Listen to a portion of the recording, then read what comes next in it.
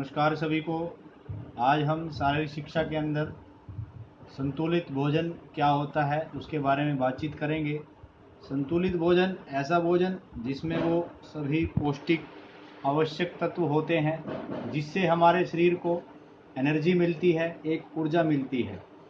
इसमें अगर हम भोजन की बात करें, भोजन वह पदार्थ है जिसको साधारणतः रूप से हम खाते हैं और यह शरीर में पाचित होकर शरीर को शक्ति और ताप प्रदान करता है, जिससे जो हमारे शरीर के अंदर सेल्स टूटते हैं उनकी मुरम्मत होती है और नए सेल्स की ये निर्माण करता है। इससे हमारे शरीर की शारीरिक वृद्धि और शारीरिक विकास भी होता है। भोजन हमारे शरीर की एक मौलिक आवश्यकता है। इसके बिना मनुष्य जीवित नहीं रह सकता। मनुष्य दिन रात गर्मी सर्दी सुख दुख की अवस्था में भी जीविका उपार्जन में लगा रहता है तथा जीवित रहने के लिए भोजन करता है। भोजन का हमारे स्वास्थ्य से सीधा संबंध होता है। मनुष्य को जीवन भर स्वास्थ्य बनाए रखने के लिए यह जानना अत्यंत आवश्यक है कि किस अवस्था में किस प्रकार का पौष्टिक आहार लेना चाहिए। पौष्टिक आहार के कुछ पौष्टिक तत्व हैं जिनके बारे में बातचीत करेंगे। सबसे पहले जो तत्व है protein.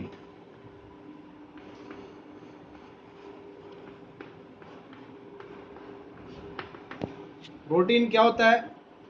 Protein carbon, oxygen, hydrogen, nitrogen, phosphorus तथा गंधक के मिश्रित तत्वों को प्रोटीन कहते हैं। प्रोटीन शरीर का निर्माणात्मक तत्व है तथा यह शरीर को शक्ति देता है। प्रोटीन मेटाबॉलिक क्रिया में अमीनो एसिड में परिवर्तित हो जाती है, जो कि ऊतकों की सेल्स की मुरम्मत और उनका निर्माण करने के लिए अति आवश्यक है। यदि शरीर को शक्कर व चिकनाई से पूरी शक्ति ना मिले तो प्रोटीन पाचन क्रिया में कार्बोहाइड्रेट में परिवर्तित हो जाता है। प्रोटीन हमें किन किन पदार्थों से प्राप्त होता है, उसके जो प्राप्ति स्रोत हैं तो वो क्या क्या होते हैं। उसी प्रकार की चीज़ें होती है उसमें, जैसे हर प्रकार की दालें, कोई भी दाल हो सकती है, मूंग, उड़द, चना, अरहर आदि।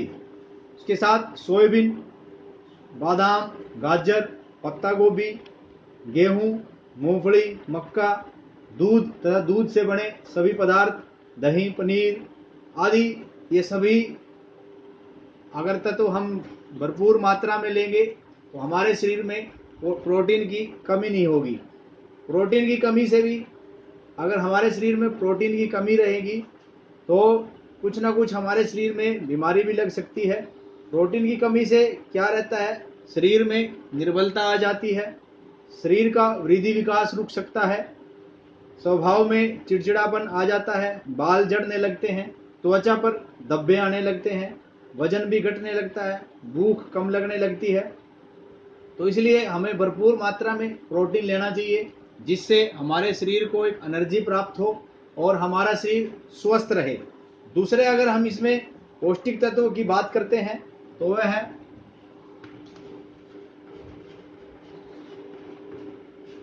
कार्बोहाइड्रेट।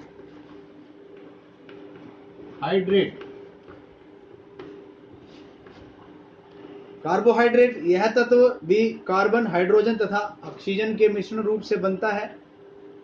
इसके अंदर शक्कर तथा श्वेतसार सम्मिलित होते हैं, जो चर्बी के निर्माण के लिए बहुत आवश्यक होते हैं।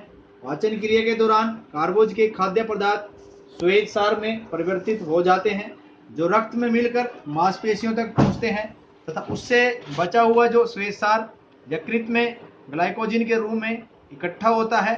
आवश्यकता पड़ने पर दोबारा श्वेतसार बनकर शरीर में गर्मी तथा शक्ति देता है।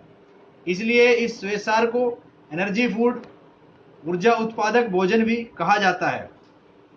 यदि श्वेतसार शरीर में अधिक मात्रा में इकट्ठा हो जाता है तो यह चर्बी में बदलकर शरीर में विभिन्न विभिन्न स्थानों पर इकट्ठा हो जाता है तथा मोटापे को बढ़ाता है। श्वेतसार आंतों में अधिक मात्रा में रहने पर सड़कर वायु, अपच, अतिसार आदि से रोगग्रस्त करता है। इसलिए कार्बोज का उपयोग शारीरिक आयु तथा पाचन शक्ति के आवश्यकता अनुसार करना चाहिए। मधुमेह के रोगी इसे पचा नहीं सकते, उन्हें यह अधिक नहीं लेना चाहिए। कार्बोहाइड्रेट की जो प्राप्ति के स्रोत हैं उसमें मुख्य रूप से गेहूं, चावल, मक्का, जौ, ज्वार, बाजरा, दालें, आलू, सलगम, अरबी, गन्ना, गुड़, चीनी, मीठे फल, शहद, खजूर आदि, इन सभी से कार्बोहाइड्रेट की प्राप्ति हम कर सकते हैं। कार्बोहाइड्रेट की कमी से भी कुछ प्रभाव पड़ता है हमारे शरीर पर।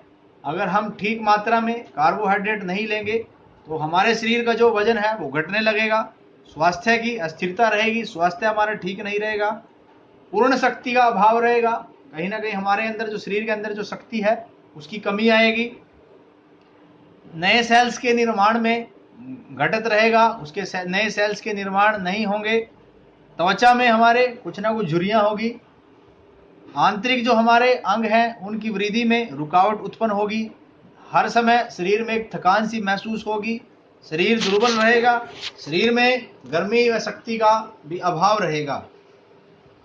कार्बोहाइड्रेट की प्राप्ति के लिए हम इन सभी स्रोतों को उपयोग कर सकते हैं और अपने शरीर को स्वस्थ भी रख सकते हैं। इसलिए हमें भरपूर मात्रा में कार्बोहाइड्रेट लेनी चाहिए जिससे हमारा शरीर स्वस्थ रहे। उसके बाद तीसरा इसमें वसा। कार्बोहाइड्रेट की और प्रोटीन की तरह वसा भी हमारे शरीर का एक महत्वपूर्ण तत्व है। अगर हम ठीक मात्रा में वसा नहीं लेंगे तो हमारे शरीर में जो ऊर्जा उत्पन्न करने की शक्ति है वो कहीं ना कहीं कम हो जाएगी, क्योंकि वसा ऊर्जा उत्पन्न करने की जो शक्ति कार्बोहाइड्रेट के दुगने से अधिक होती है। जो वसा में ऊर्जा उत्पन्न करने की शक्ति होती है वो कार्बोहाइड्रेट से भी अधिक होती है। इसलिए अगर हम इसको ठीक मात्रा में नहीं लेंगे तो कहीं ना कहीं हमें हमारे शरीर के लिए नुकसान भी हो सकता है। वसा के जो हम प्राप्ति स्रोत देखते हैं वह किन से प्राप्त होता है? सरसों, नारियल, तिल, मूंगफली तेल, डालडा तेल से बने घी, बादाम, अखरोट, काजू, सोयाबीन आदि, दूध तथा दूध से बने सभी पदार्थ, मक्खन, घी, अन्य, इन सभी से हम वसा को भरपूर मात्रा में ले सकते हैं। वसा भी हमारे शरीर के लिए बहुत आवश्यक होती है क्योंकि वसा से बहुत एनर्जी मिलती है। अगर वसा की कमी रहेगी तो कहीं ना कहीं इससे हमारी त्वचा है जो खुश्क हो जाती है, त्वचा के रोग लगने लग जाते हैं, शरीर में आलस्य व सुस्ती रहती है और विटामिन ए और डी का भी अभाव रहने लगता है। इसलिए हमें ठीक मात्रा में वसा का प्रयोग करना चाहिए ताकि हमारे शरीर के लिए वो लाभदायक रहे और हमारा शरीर भी ठीक प्रकार से कार्य करता रहे। उसके बाद है खनिज लवण।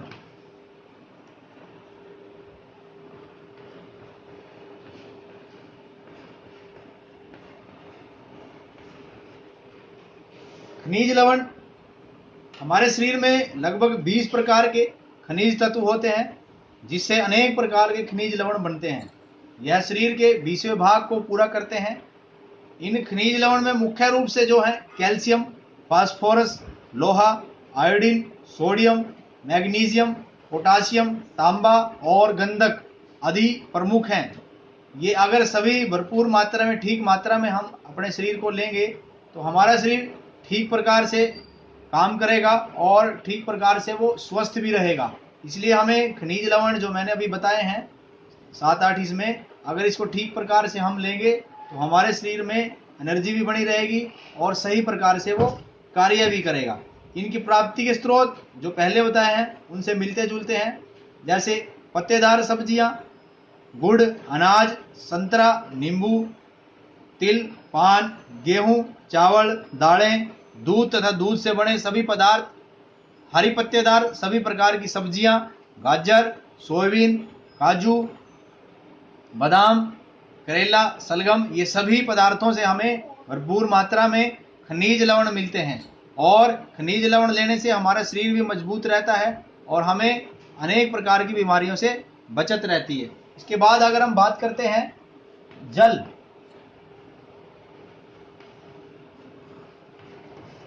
जल भी हमारे शरीर के लिए बहुत आवश्यक है। मानव शरीर में 75% जल होता है तथा यह शरीर के तापमान को ठीक रखने में सहायता करता है। यह रक्त में मिलकर शरीर के सभी आवश्यक तंतुओं को ऑक्सीजन व भोजन पहुंचाता है। शरीर के विकारों को अपने अंदर घोलकर पसीने तथा मूत्र या मल के द्वारा शरीर से बाहर निकाल देता है। यह शरीर के तंतुओं को मुलायम बना के रखता है। जल की आवश्यकता प्यास के रूप में अनुभव की जाती है तथा हमें प्रतिदिन दिन में 5 से 6 लीटर जल जरूर पीना चाहिए। अगर हम ठीक मात्रा में जल का सेवन करेंगे तो हम अनेक प्रकार की बीमारियों से बचते हैं। कोई भी बीमारी पेट से शुरू होती है।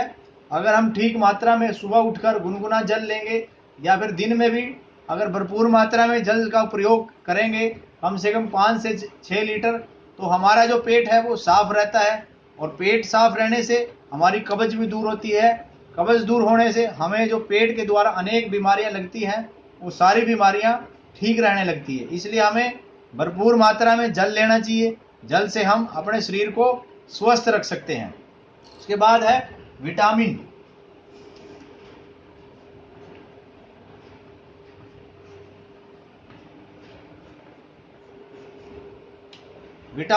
विटामिन को भी हम जीवनीय तत्व कहते हैं।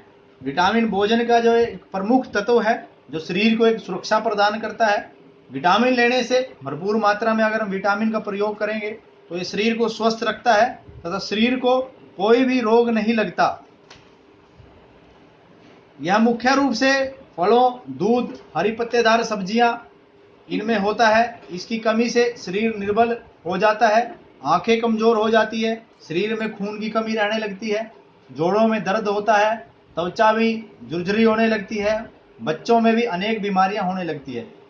विटामिन के कई प्रकार इसमें बताए गए हैं। Vitamin A, vitamin B, vitamin C, vitamin D, vitamin E और विटामिन के। तो इनका अगर हम अलग अलग से वर्णन करते हैं तो विटामिन ए शरीर की वृद्धि करने के साथ साथ नाक, कान, फेफड़े, आंत, त्वचा के सभी रोगों को रोकने का कार्य करता है। यह शरीर की वृद्धि के लिए बहुत अच्छा पॉइंट है। इसलिए हमें इसको भरपूर मात्रा में लेना चाहिए। प्राप्ति स्रोत वही है दूध से बने पदार्थ, हरी पत्तेदार सब्जियां आदि। कमी के अगर हम विटामिन ए ठीक मात्रा में नहीं लेंगे तो कहीं ना कहीं इससे बीमारियां भी होगी। हमारा शरीर कमजोर हो जाएगा। आंखों में रतौंद्री नामक बीमारी हो जाएगी, मतलब आंखें कमजोर होने लगेगी और आंखों से कम दिखने लगेगा। इसलिए हमें विटामिन ए का भरपूर मात्रा में प्रयोग करना चाहिए। विटामिन बी के वैसे 10 प्रकार बताए गए हैं। अगर इसको हम ठीक प्रकार से लेंगे तो हमारा शरीर सुचारू रूप से चलाने में ये विटामिन बी बहुत लाभदायक है। इसलिए हमें विटामिन बी भरपूर मात्रा में लेना चाहिए जिससे हमारा शरीर ठीक ठाक रहे। और अगर हम विटामिन बी ठीक मात्रा में नहीं लेंगे तो इसकी कमी से बेरी नामक भी रोग हो जाता है।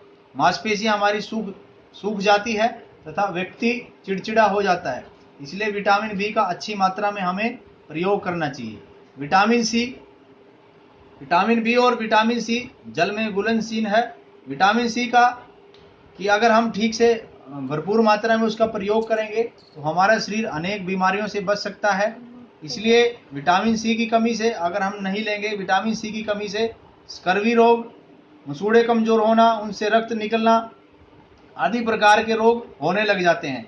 इसलिए विटामिन सी हमें ठीक मात्रा में लेना चाहिए। विटामिन सी ज़्यादातर खट्टे पदार्थों में कहा जाता है कि वो खट्टे पदार्थों में होता है, जैसे आंवला, संतरा, नींबू, खट्टे फल, आलू, गाजर, प्याज, टमाटर। इन सभी तत्वों में, इन सभी पदार्थों में विटामिन सी पाया जाता है।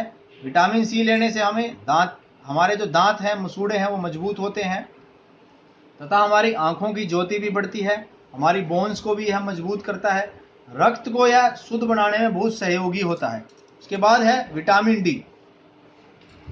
विटामिन ए की भांति जो विटामिन डी है वो भी वसा में घुलनशील है। विटामिन जो डी है वो हमारी हड्डियों और दांतों को स्वस्थ बनाता है। विटामिन डी हमें सूर्य के प्रकाश पड़ने से भी प्राप्त होता है। इसलिए हमें अपनी त्वचा को तेल मालिश करके सूर्य का प्रकाश लेना चाहिए ताकि हमें भरपूर मात्रा में विटामिन डी प्राप्त हो। विटामिन डी की कमी से हमारी जो हड्डियां हैं वो कमज़ोर होने लगती है और हमें रिएक्टेस नामक की एक बीमारी भी होने लगती है।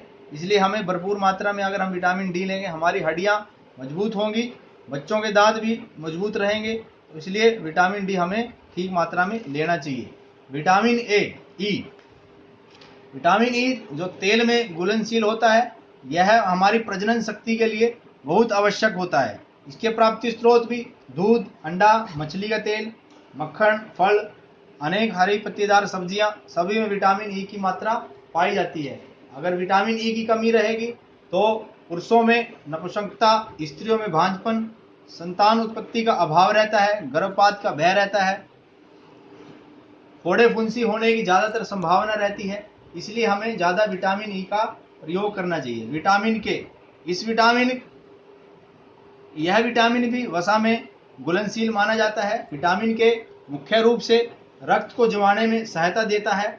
इसके प्राप्ति स्रोत हरी पत्तेदार सब्जियां, पालक, गाजर, सलाद, आलू, टमाटर आदि। अगर ये भी हम ठीक मात्रा में लेंगे तो हमारे शरीर के लिए बहुत लाभदायक होगा। इसकी कमी से रक्त स्राव बंद नहीं होता, त्वचा के अनेक रोग लग जाते हैं। आज मैंने आपको संतुलित भोजन के बारे में बताया और उसके जो पौष्टिक तत्व है, प्रोटीन, कार्बोहाइड्रेट, वसा, खनिज लवण, जल, विटामिन, इन सब के बारे में भी बताने का प्रयास किया है। और संतुलित भोजन और इन पौष्टिक तत्वों के बारे में अगर हम ठीक से समझेंगे तो हमारे शरीर के लिए भी बहुत इसका लाभ मिलने वाला है। तो मैं आशा करता हूं कि आप सभी को ये विषय समझ आया होगा और आप इसको वीडियो के माध्यम से देखने के बाद बार बार समझेंगे। धन्यवाद।